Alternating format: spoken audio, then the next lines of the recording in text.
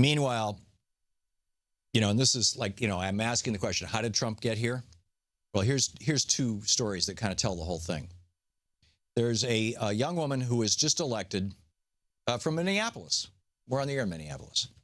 Her name is Ilhan Omar, and she wears a hijab.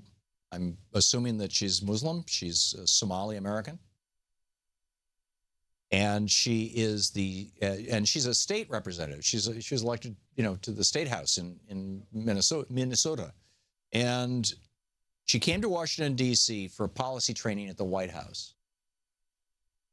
And she says, on our way to our hotel, I got in a cab and became subject to the most hateful, derogatory, Islamophobic, sexist taunts and threats I have ever experienced. The cab driver called me ISIS and threatened to remove my hijab.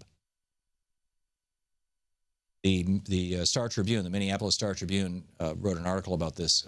Ilhan Omar, first elected Somali American lawmaker, says D.C. cabbie called her ISIS. It goes on to say she's still shaken by the incident. She said, I pray for his humanity and for all those who harbor hate in their hearts. She does not feel safe enough to say anything at the moment. This is how it begins.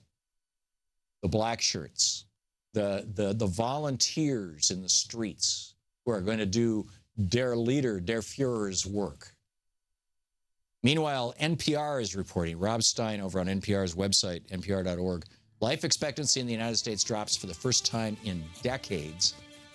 Overall U.S. death rate has increased for the first time in a decade. The last time it dropped was 93, and that was from the explosion of AIDS. That was just before the new AIDS drugs came in. And the guy says, this is a big deal.